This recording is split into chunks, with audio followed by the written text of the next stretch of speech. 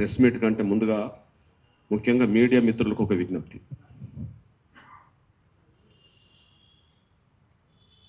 ఇది కోదాడ కర్ల రాజేష్ లాకప్ డెత్కి సంబంధించిన అంశం.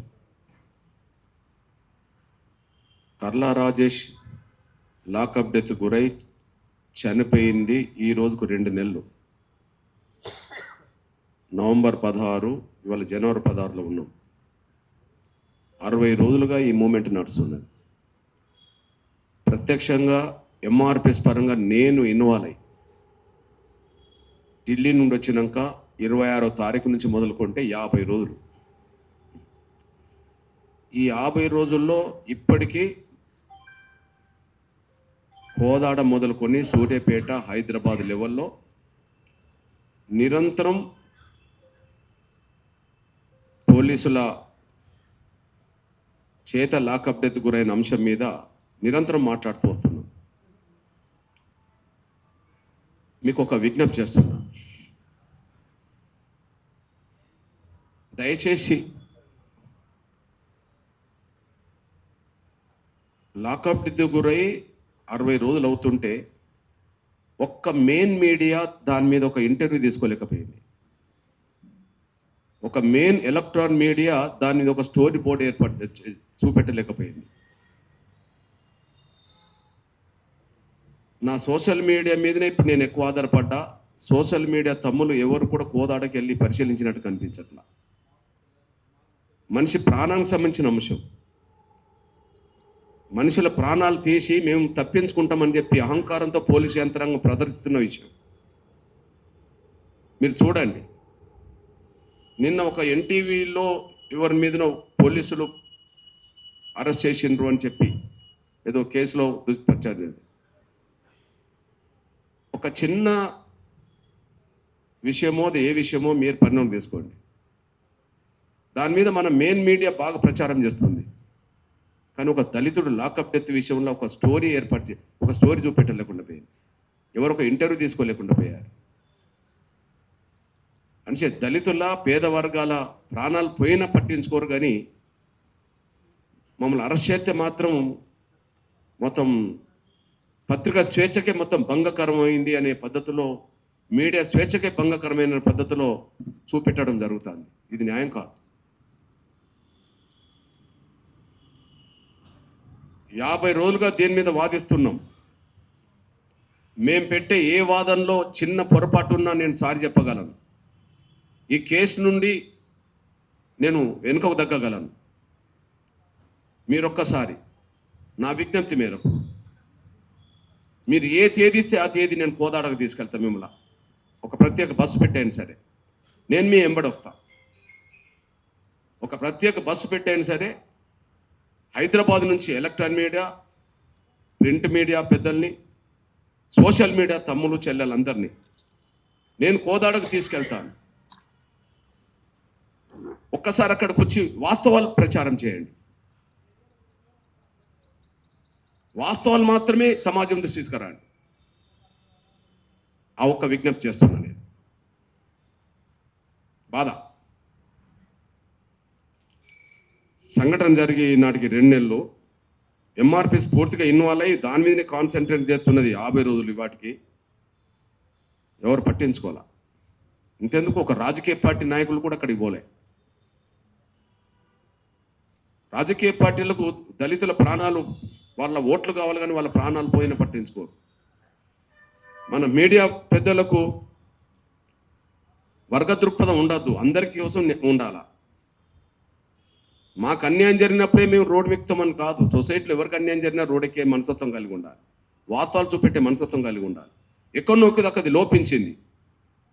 అయితే 2 నెలలు గడుస్తున్నా కూడా ఒక లాకప్ డెత్ మీద ఎంత వివాదం జరుగుతుంటే వాళ్ళ ప్రత్యక్షంగా తెలంగాణలో ఉండే పోలీసు వర్సెస్ ఎంఆర్పిఎస్గా మారింది. నేను పోలీస్ వ్యవస్థకు మొత్తం వ్యతిరేకం కాదు. అక్కడ లాకప్ డెత్కు గురై దళితుడి పక్షాన్ని మాట్లాడుతున్నాం. లాకప్ డెత్ కారకులైన పోలీసుల మీద చర్య తీసుకోమంటున్నాం. పోలీస్ వ్యవస్థకు మేము వ్యతిరేకం కాదు. ఈ ప్రపంచంలో ఏ వ్యవస్థలైనా పోలీస్ వ్యవస్థ ఉండాల్సిందే. నేరాలు అరికట్టాల్సిందే. శాంతి భద్రతలు కాపాడాల్సిందే. ఆ కోణంలో వాళ్ళు కూడా ఎంతో శ్రమ కొడుతూ డ్యూటీ చేస్తున్నారు, ఎంతో త్యాగాలు కూడా కొన్ని సందర్భాలు చేస్తున్నారు. మేము గౌరవిస్తాం. కానీ మనుషుల ప్రాణాలు తీసుకోవడమే తప్పించుకుంటామనే పద్ధతిలో అక్కడక్కడ పోలీస్ యంత్రాంగం ప్రవర్తిస్తుంటే దాన్ని చూస్తూ ఊరుకోవద్దు కదా, మౌనంగా ఉండద్దు కదా. అట్లా చూస్తూ ఊరుకుంటే మౌనంగా ఉంటే బలేది పేద వర్గాల బిడ్డలు కదా. ఏ పోలీస్ స్టేషన్కి వెళ్ళినా ఎస్సీలు, ఎస్టీలు, బీసీలు బాధితులు కనీసం ఫిర్యాదు చేయడానికి వెళ్తే వాళ్ళకు గౌరవ మర్యాదలు ఇయ్యరు ఈ డిపార్ట్మెంట్. నిందితులు అనబడుతున్న వాళ్ళు రియల్ ఎస్టేట్ వ్యాపారులు, వాళ్ళ మీద ఎన్నో కేసులున్నా వాళ్ళను నిందితులైనా కూడా వాళ్ళని కుర్చీలు కూర్చుని పెట్టుకొని టీలు ఇచ్చి టిఫిన్లు ఇచ్చి వాళ్ళతో లంచ్ చేసుకొని డిన్నర్ చేసుకొని తాగుతూ తందనాలు ఆడుతుంటారు వీళ్ళు.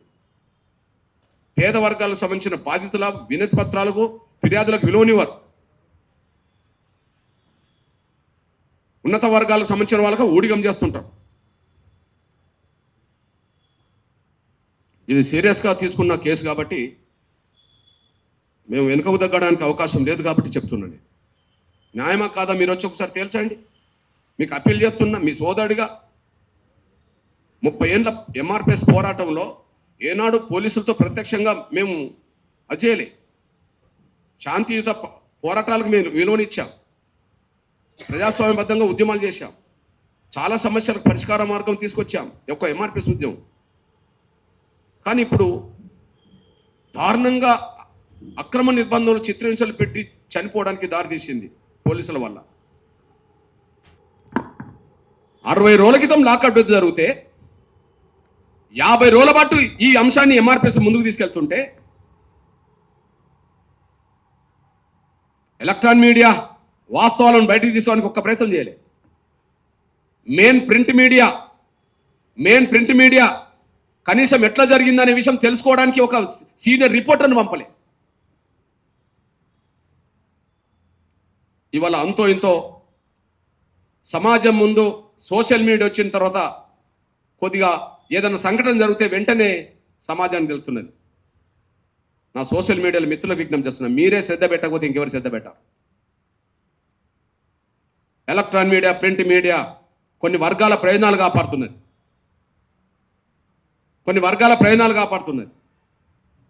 వాళ్ళకు ప్రజల ప్రాణాల కంటే పోలీసులతో స్నేహాలు, అధికారం ఉన్న వాళ్ళతో స్నేహాలు వాళ్ళకు ముఖ్యమైపోయింది. వీళ్ళ వల్ల ఎవరు బలైన దళితులు, పేద వర్గాలే కాబట్టి మనకు సంబంధం లేదన్నట్టుగా మాట్లాడడం జరుగుతుంది. ఈ నేపథ్యంలో మీకు విజ్ఞప్తి చేస్తున్నా, నేను సోషల్ మీడియా నా తమ్ముళ్ళు చెల్లెలకు విజ్ఞప్తి చేస్తున్నా, మీరు ఒక తేదీ నిర్ణయం తీసుకుంటే ఆ తేదీ రోజు సగౌరవంగా మిమ్మల్ని నేనే తీసుకెళ్తా కోదాడ. ఎలక్ట్రానిక్ మీడియా, ప్రింట్ మీడియాకి సంబంధించిన నిన్న పోలీసులు పోయి ఒక ఎన్టీవీకి సంబంధించిన రిపోర్టర్స్ ఏదో అరెస్ట్ చేసిన రోజు మరి మీడియా అంతా గగ్గోలు పెట్టినట్టుగానే మాట్లాడుతున్నది. అరే, ప్రాణాలకు లేని విలువ మీ దగ్గరకు వచ్చి అరెస్ట్ అవుతేనే అంత అదైపోతుందా?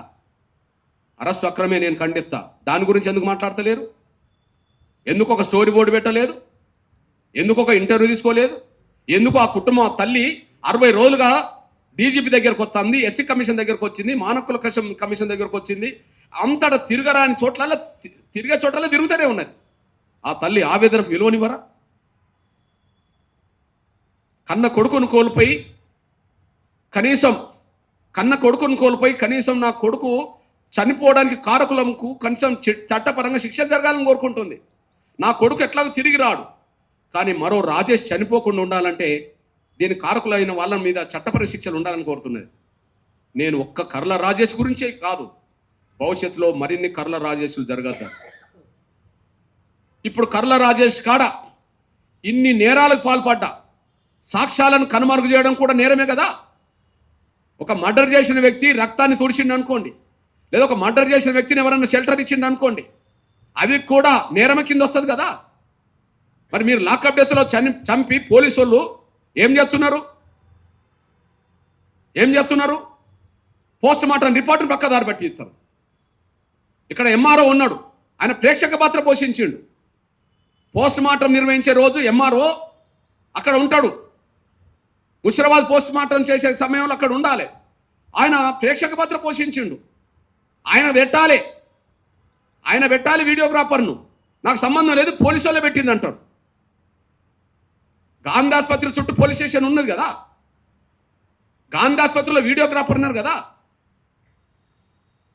మేజిస్ట్రేట్ విచారణ జరుగుతున్న సమయంలో మీరు రాసుకొని వాళ్ళతో అమాయకులతో సంతకాలు పెట్టించుకుంటారు కదా పోలీసుల మాటని. పోలీసులు వీడియో కోదాడ నుంచి తీసుకొస్తే మీరు మౌనంగా ఉంటారు కదా. ఇక్కడ నేరాన్ని కప్పిపుచ్చుకోవడానికి పోలీసు వాళ్ళంతా పనిచేస్తుంటే ఆ పోలీసులకు భయపడే మానవ హక్కుల కమిషన్ రంగనాథ్ మిశ్రే లేఖ రాసింది అంటున్నది. పోలీసు వాళ్ళు డాక్టర్ల మీద ఒత్తిడి తీసుకొచ్చి వాళ్ళకి అనుకూలంగా రిపోర్ట్లు రాసుకుంటుండ్రు అని. ఇది సాక్ష్యం కదా. మేజిస్ట్రేట్లు పరిధిలో పోలీసులు పనిచేయాలి కానీ పోలీసుల పరిధిలో ఉండరు కదా. మరి ఎంఆర్ఓ ఎవరి పరిధిలో ఉన్నట్టు? పోలీసుల పరిధిలో ఉన్నట్టు. ఎవరు వాళ్ళు? Kodad SI, Kodad CI, Chilukuru SI. వీళ్ళు నిందితులు. ఇక్కడికి వచ్చి పోస్ట్ మార్టం మీద ప్రభావితం చేస్తారు. ఆ రోజు డ్యూటీ లేని డాక్టర్ని తీసుకొచ్చి డ్యూటీ చేయించుకుంటారు. ఆ రోజు డ్యూటీ ఉన్న వ్యక్తితో నేను రానని చెప్పించుకుంటారు. గవర్నమెంట్ గాంధీ ఆసుపత్రిలో వీడియోగ్రాఫర్ ఉంటే ఆ వీడియోగ్రాఫర్ను ఆ రోజు రానివ్వరు, కోదా నుండి తీసుకొచ్చి చేస్తారు. దీన్ని బట్టి మనకు స్పష్టంగా అర్థమవుతుంది.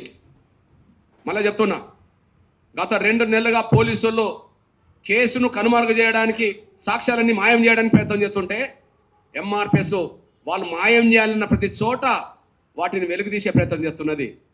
దీన్ని వదిలే ప్రసక్తి లేదు. ఇప్పటి వరకు హోంగార్డు మొదలుకొని కానిస్టేబుల్, ఎస్ఐ, సిఐ, డిఎస్పి, ఎస్పీల వరకు ఎన్నో ఉన్నారు. దీన్ని నిర్లక్ష్యం చేసి ఇంకా పై అధికారులు ఎవరు వాళ్ళ పాత్ర పోషించినా వాళ్ళ పేర్లు కూడా బయట పెడతాం. ఎవరిని వదలం. పోలీస్ వ్యవస్థకు మొత్తమే వ్యతిరేకం కాదు, కానీ చట్టాలు మాకు వర్తించవని అహంకారంతో ప్రదర్శించే, ఇష్టానుసారంగా ప్రజల మీద దౌర్జన్యాలు చేసే, ప్రజల మరణాలకు కారకులయ్యే పోలీసులను వదిలిపెట్టే ప్రసక్తి లేదు. ఈ విషయంలో సిబిఐని డిమాండ్ చేస్తున్నాం. ఈ విషయంలో హైకోర్టు సిట్టింగ్ జడ్జితో విచారణ డిమాండ్ చేస్తున్నాం. ఈ డీజీపీ గారికి మీ డిపార్ట్మెంట్ మీద మీకు నమ్మకం ఉంటే పై అధికారితో విచారణ చేయాలని డిమాండ్ చేస్తున్నాం. ఇంతకన్నా ఏం చేయాలా? 60 రోజులు గడుతుంది, పోలీసుల నుంచి ఖండన లేదు. 60 రోజులు గడుతున్నది, పోలీసుల నుంచి వివరణ లేదు. 60 రోజులు గడుతుంది, పోలీసుల వ్యవస్థ నుంచి కనీసం జవాబు లేదు.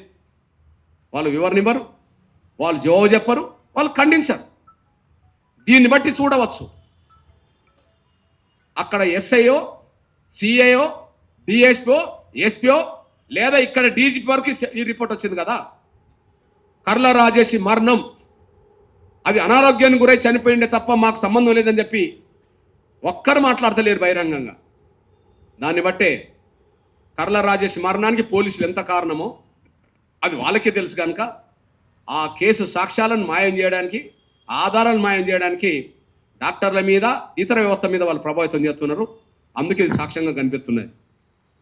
ఇవాళ డాక్టర్లు కూడా ఎంత రాజకీయ నాయకులు ఒత్తిడి తలుపుతుందంటే ఇక్కడ ప్రత్యేకంగా చెప్తున్నా, ఇందులో సురజ్ స్థానంలో లక్ష్మీకాంత్ రెడ్డి రావడానికి, లేదా సికింద్రాబాద్లో ఉండబడే వీడియోగ్రాఫర్ స్థానంలో, గాంధీ ఆసుపత్రిలో ఉండబడే వీడియోగ్రాఫర్ స్థానంలో కోదాడ మయూరి ల్యాబ్కి సంబంధించిన రామకృష్ణ రెడ్డి రావడానికి ప్రైవేటు వ్యక్తిగా ఎమ్మెల్యే బాధ్యత వహించక తప్పదు.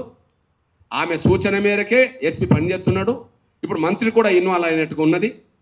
ఖచ్చితంగా రాజకీయ మూల్యం చెల్లించే కాడ కోదాడ ఎమ్మెల్యే, అదే సమయంలో భవిష్యత్తు రోజుల్లో హుజూర్నగర్ నుంచి ప్రాతినిధ్యం వహిస్తున్న ఉత్తమ్ కుమార్ రెడ్డి గారు బాధ్యత వహించక తప్పదు.